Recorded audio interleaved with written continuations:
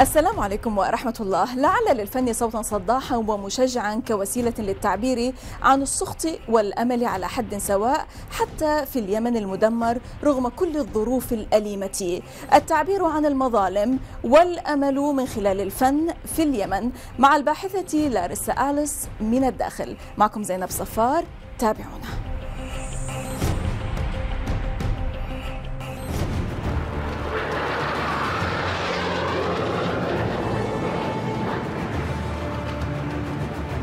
منذ اندلاع الأزمة في اليمن في آذار مارس 2015 وحتى أواخر عام 2016 تعد عدد الضحايا اليمنيين إثر عدوان التحالف العربي بقيادة السعودية 10,000، بينهم على الأقل 2500 طفل وما يقارب 2000 امرأة بحسب تقارير للأمم المتحدة.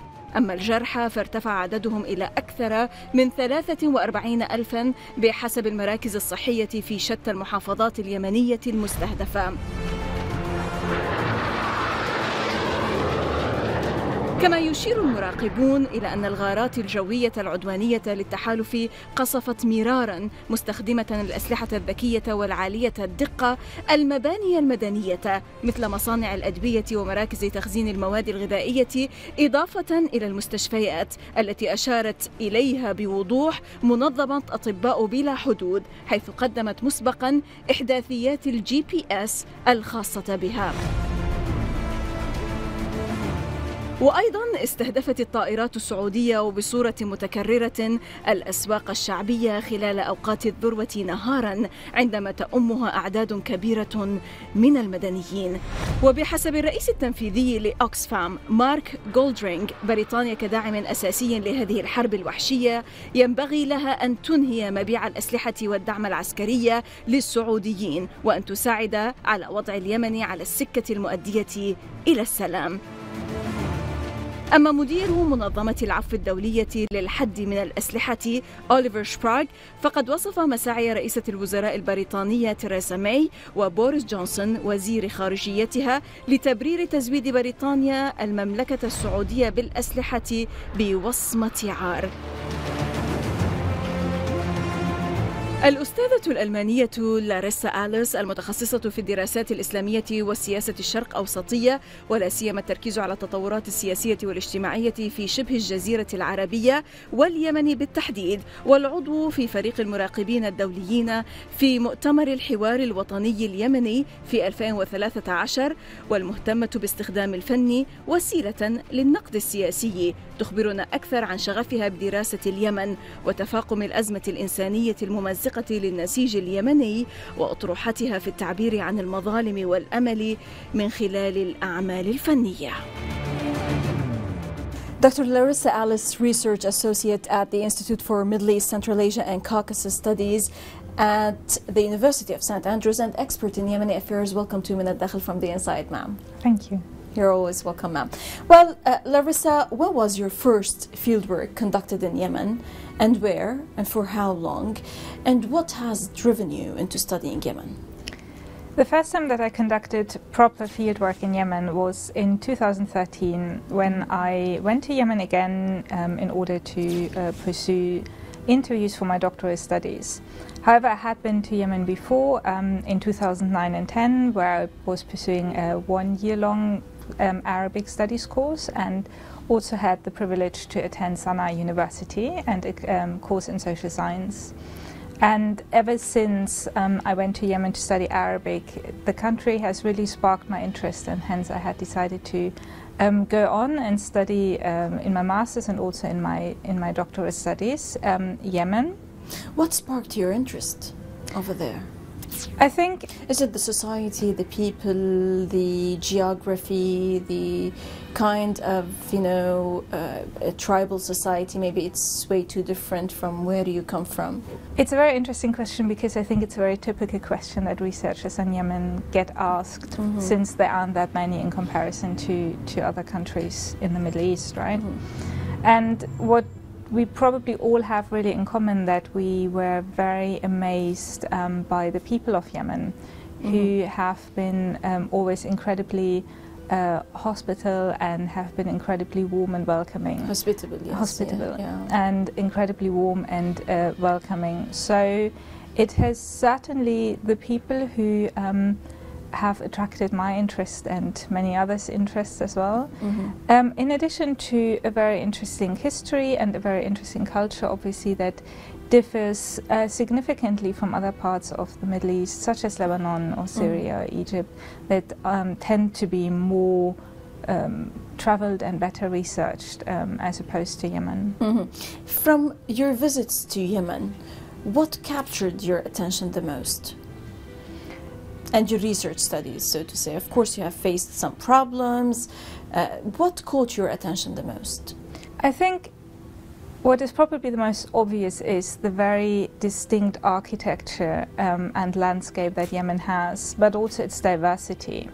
In people, in landscape, in architecture. I have to admit that I actually have never run into serious problems when conducting research in Yemen or living there. It has more the opposite. It has always been relatively easy. People have been incredibly open and incredibly helpful all the time. And this is definitely something that most researchers in Yemen have always very cherished and hence have felt very grateful to the people of Yemen as well when pursuing their research there in many different areas. Of course, Lárيسا, you suffer now a lot when you barely hear news from Yemen, or when you look at this very bad humanitarian crisis in Yemen. The UN has designated Yemen as one of its highest level humanitarian crises. And an observer who's a writer and Middle East analyst, Michael Horton, said more than a year ago that the humanitarian crisis in Yemen rivals the crisis in Syria.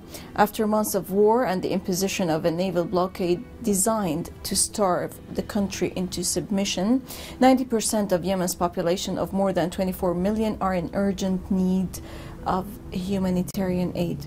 So it can only be called sanctioned genocide in Yemen. How do you read all this, Lárيسا? The situation in Yemen at the moment is certainly one of the worst humanitarian crises that we see in the world, definitely. I have to say that I feel incredibly sad, especially for a lot of people that I know there, but this is absolutely incomparable to the suffering that people actually undergo on the ground and the deprivation that they face on the ground. Much of it has, or part of it has to do with the fact that Yemen was a very poor country already before the war, with a very low income per capita, with the need to import over 90% of all food supplies. The war has obviously accelerated this poverty tremendously, and high-ranking UN observers have said, well, what Syria needed 5 years for, Yemen needed about 5 months to look like. But to be fair, I mean, Yemen started on this much worse level in terms of development and humanitarian well-being. The people suffer, and it is correct that over 80% are said to be in urgent need of any form of humanitarian help. The country is really facing a huge famine. People are literally starving to death at the moment. I would like to focus more on the humanitarian thing and on a very important facet, which is that despite of all what was going on in Yemen, yet it received little attention in the international media. Why the war on Yemen remains one of the most ignored conflicts in the world? Why only Yemen? I mean, the same thing is happening, for example, in Syria, but yet you find a day or a news bulletin without mentioning Syria.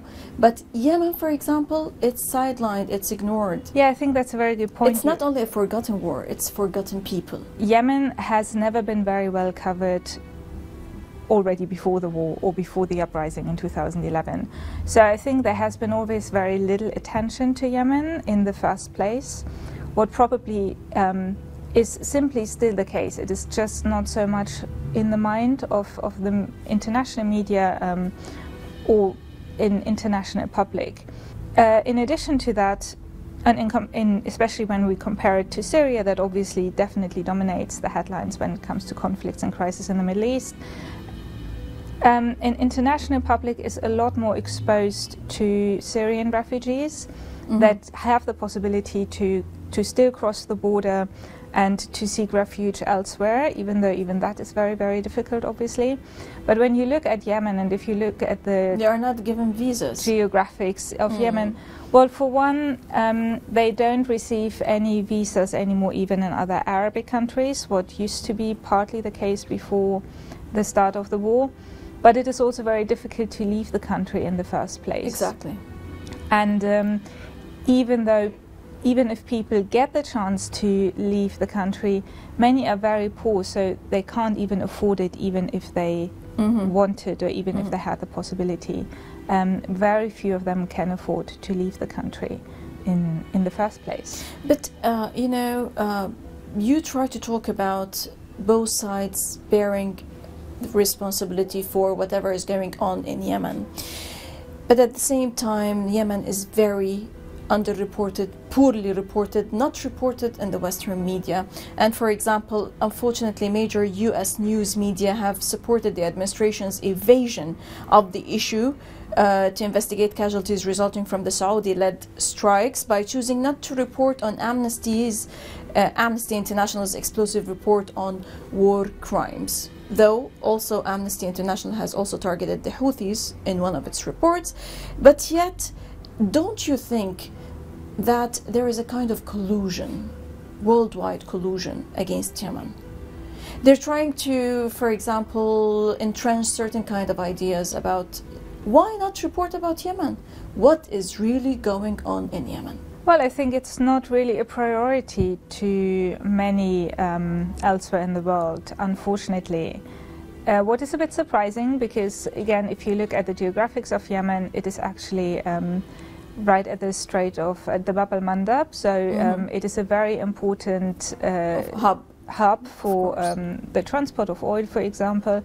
So it is indeed surprising that there isn't more attention to the war on Yemen.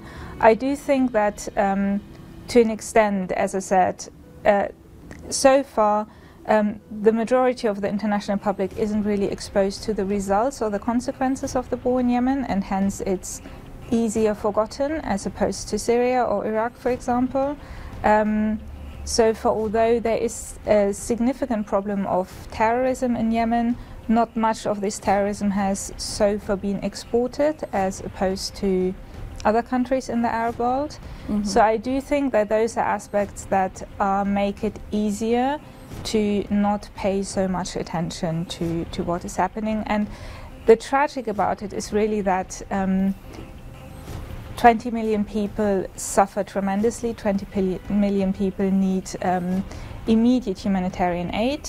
And due to the lack of reporting and to the lack of knowledge about the war in Yemen, few actors only see that there need to be put a lot more pressure on the varying parties to allow this aid to come into the country. Right. Lاريسا, allow us to stop now for a short break, and then after the break we're going to talk a bit more about your monograph, Voicing Grievances and Hope Through Art, but after the break. إذا فاصل قصير ونعود، لا تذهبوا بعيدا.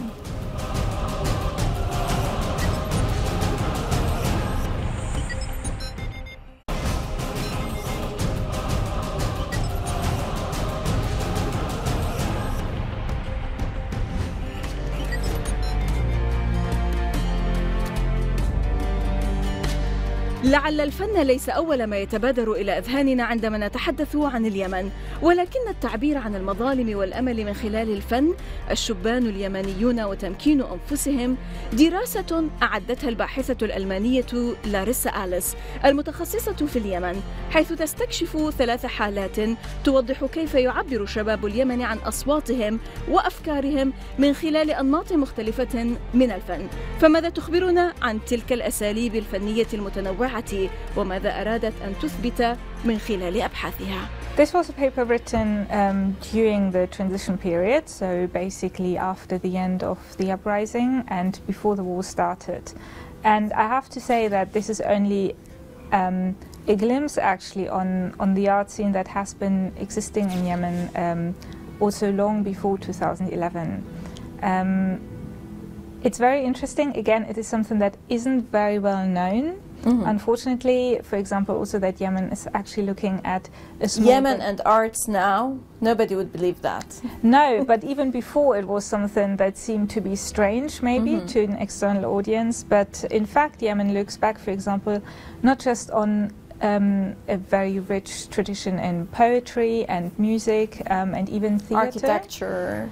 But in addition to that, obviously also architecture, for example.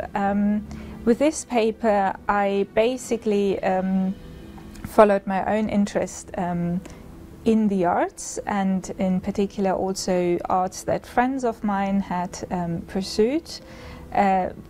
Many of them became very popular during the uprising in 2011 and really utilized their talents and the tools of various different forms of art to protest and as a means for civil resistance and non-violent action.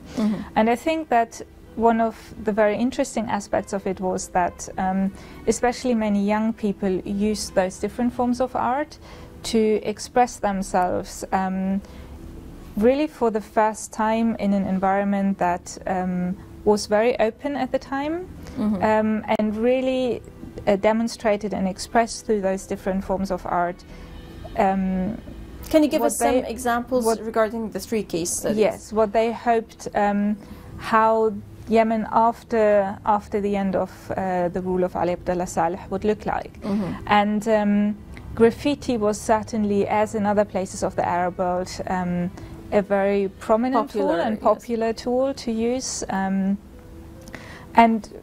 one example, for example, really started out with Murad Subay, who went to the streets and just started to paint walls that were damaged by fighting that had been going on in the summer of 2011, and he basically called his friends to join him to make Sana'a and the streets of Sana'a more beautiful after the city had seen a lot of warfare. And a lot of people joined who would have never done something like that before, and very spontaneously joined.